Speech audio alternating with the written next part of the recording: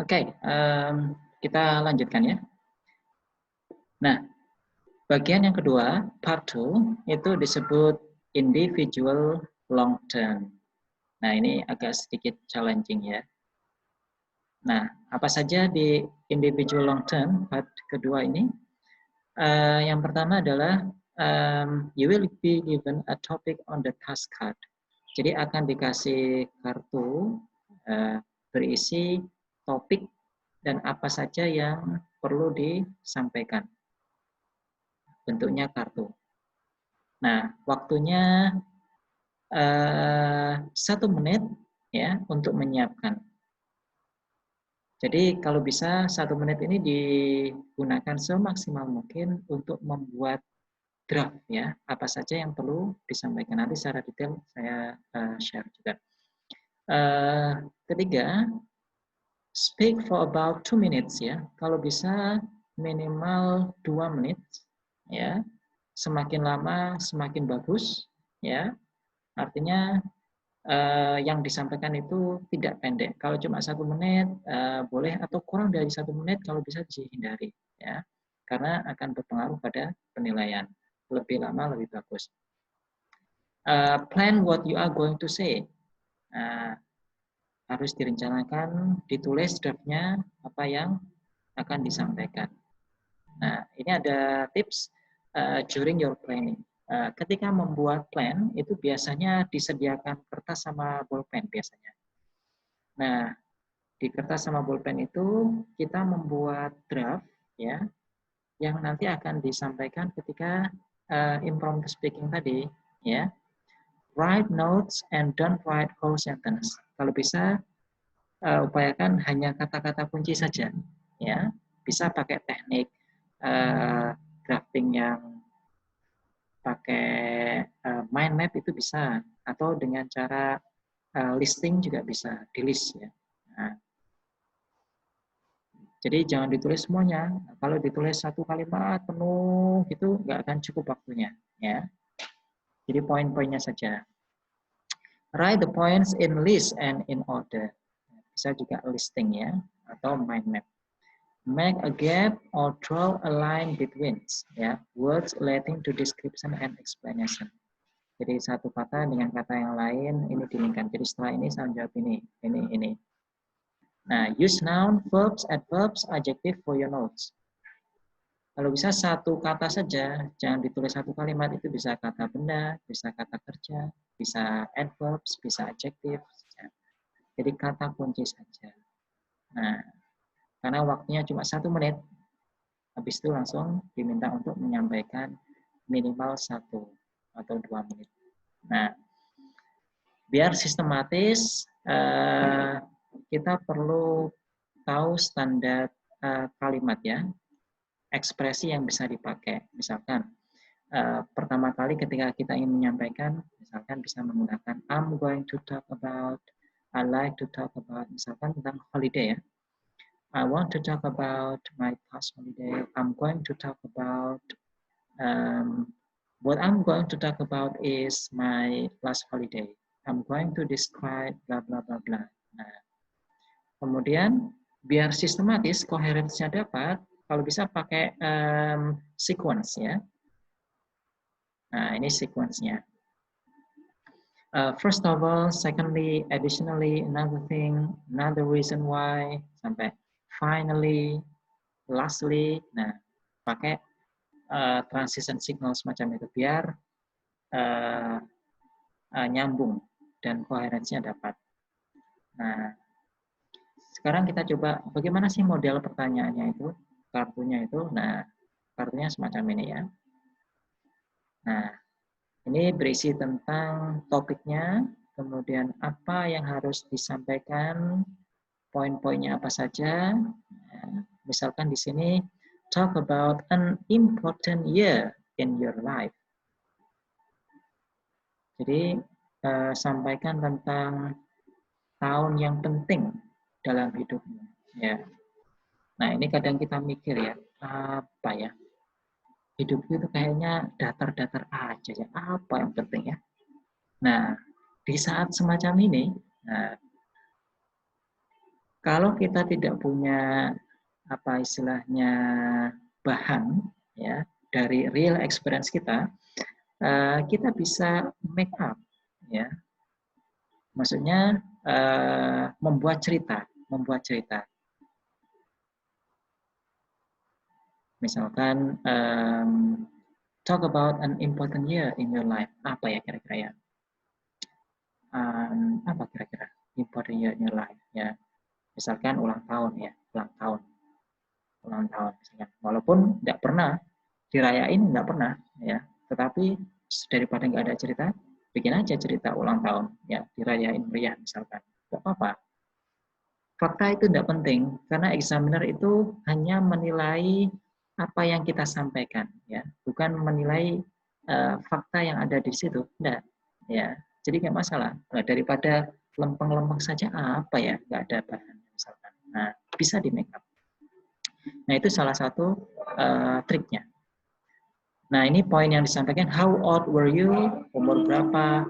What important things you remember? Apa saja bagian penting? Where these things happen? Di mana? Say why you think that year was important? Ya, kenapa tahun itu begitu penting? Ya, jadi ini kurang lebih semacam WH question ya. Kapan? Bagaimana? Di mana? Dan kenapa? Ya. Nah, ini ketika membuat draft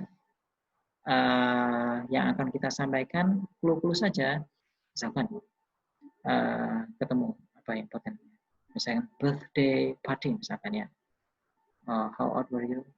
17 tahun lah, 17 aja. What important things you remember from that year? Apa yang penting ya?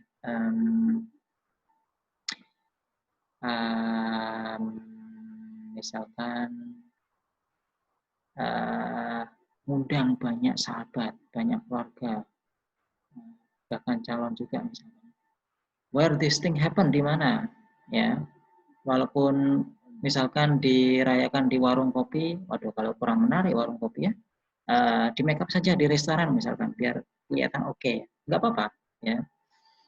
In a big restaurant misalkan. Why you think that year is important? Karena ya ini adalah masa transisi menuju kedewasaan misalkan ya. Nah, jadi you can make up this story into a good story that can impress the examiner, sehingga examiner itu apa istilahnya merasa terkesan ya, terhadap cerita yang ada. Nah, dalam waktu 1 menit harus membuat draftnya. Nah, ini saya kasih contoh ya. Bagaimana standar jawaban yang bisa diberikan. Nah, ini salah satu cue card yang dipakai, happy childhood events. Ya, apa ya masa kecil saya ya? Apa ya? Biasanya mikir yang pertama itu agak lama. Nah, biar kita punya bahan yang bagus. Nah, salah satu tipsnya adalah kita mereferensi pertanyaan apa yang sering muncul, ya, kemudian standar jawaban apa yang disiapkan. Nah, di internet banyak itu list of topic, sehingga kita siapkan ada pertanyaan yang mirip-mirip pakai standar jawaban itu. When it happened, kapan, who was involved, siapa saja, how you felt, bagaimana perasaan, why you remember, bagaimana, kenapa, you remember this particular occasions ya. Nah, ini pertanyaan detailnya untuk bisa dijelaskan. Nah, ini adalah model answer-nya, jawabannya. Misalkan tentang tadi ya, bisa dimulai dari I'm going to talk about a happy childhood event that I remember. And that event was my 30th birthday. When, punya tadi 10 years ago, ya bisa juga ketika usia 17 tahun, misalkan tidak harus 13 tahun. Tapi ini childhood ya.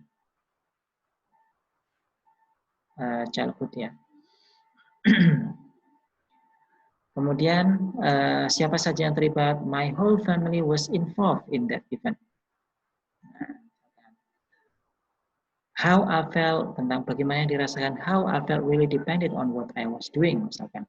Walaupun sebenarnya kurang menarik acaranya, tapi di exaggerate nggak apa-apa, dilebih-lebihkan nggak apa-apa, ya, biar menarik.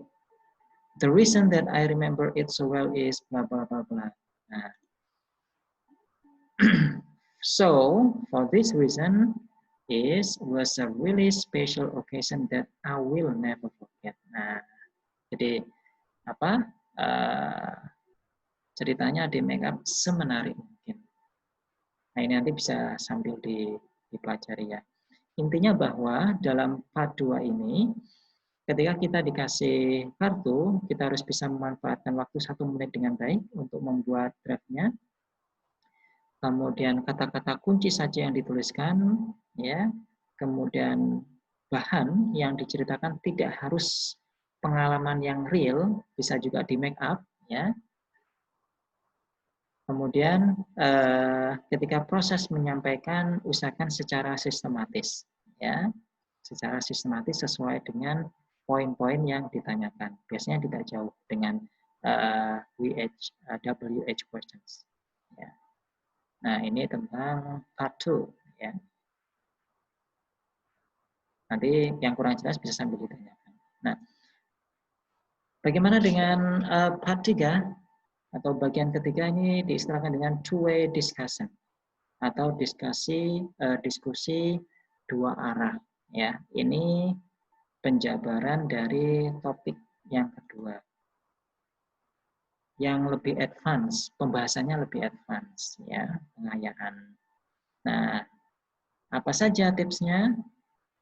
Yang pertama adalah listen carefully to the examiner's questions. Ya. Dengar baik-baik pertanyaan dari examiner. Examiner itu hanya membaca pertanyaan saja yang sudah disiapkan oleh panitianya.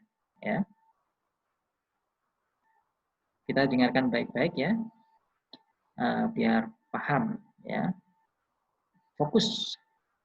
Kemudian nomor 2, try to be fluent and only correct yourself when it is easy to do so. Ya. Jaga kelancarannya ya, lancar nyampaikannya. Don't focus on your mistakes, move on. Nah, ini biasanya kadang-kadang terjadi misalkan pas lagi ngomong, kayaknya tadi salah ya. Aduh, tensisnya tadi gimana nih? Kayaknya kurang pas. Aduh, tadi kayaknya salah pengucapannya. Nah, don't focus on your mistakes. Yang penting ngomong aja, ya. Khawatirnya nanti akan fokusnya teralihkan, ya.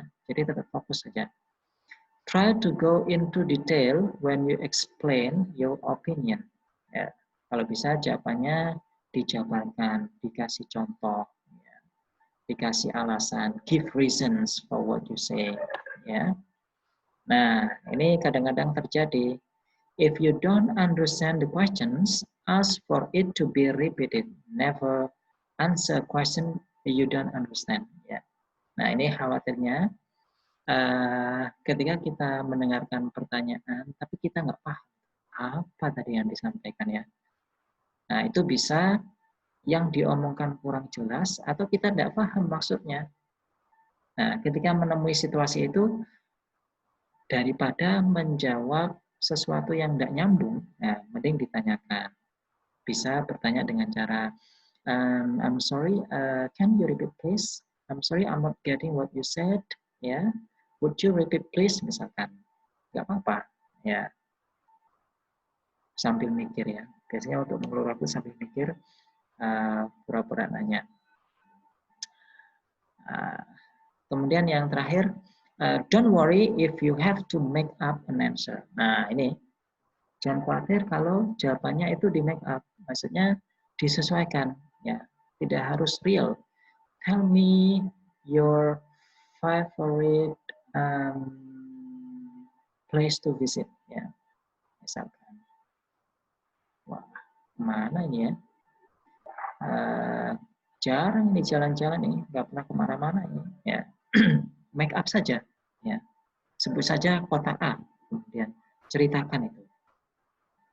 Because you are being marked on your ability to speak English, not the truth of the content. Jadi bukan kebenaran, ya, tetapi yang terpenting bagaimana kita menyampaikan dengan bahasa Inggris itu. Nah, ini adalah tips-tips ketika part 3, ya. Nah, ini contohnya. Ini misalkan tentang favorite holiday resort ya, di part kedua ya. Kemudian pertanyaan di part ketiga itu tidak jauh beda topiknya ya, tapi lebih dikembangkan ya, dan konteksnya lebih luas ya. Tidak hanya konteks lokal, bisa bisa kota, bisa negara, bahkan bisa internasional ya. Misalkan tentang holiday, pertanyaan pengayaannya bisa, what sorts of holiday makers tend to visit your country? What are some of the major tourist attractions in your country? What is the attitude of people in your country towards tourism and visitors from other countries? Bla bla bla. Ini biasanya tidak ditanyakan semua, tapi tergantung situasi dan kondisi. Pengalaman saya waktu itu tidak banyak, paling sekitar 4 ya, 3 atau 4 pertanyaan inti saja. Ketika examiner sudah punya kesimpulan, kayaknya ini sudah oke lah ya, sudah biasanya. Nah, saya berikan ini model answer ya, pertanyaan standar dan jawabannya dari bab 3. Misalkan ini topiknya tentang environment ya, global environment problems.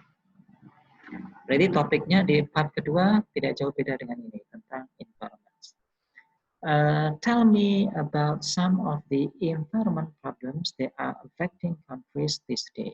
Nah, ini agak mikir juga apa saja ini ya. Tapi jawabnya harus langsung. Apa saja? Nah, ini ada model jawabannya.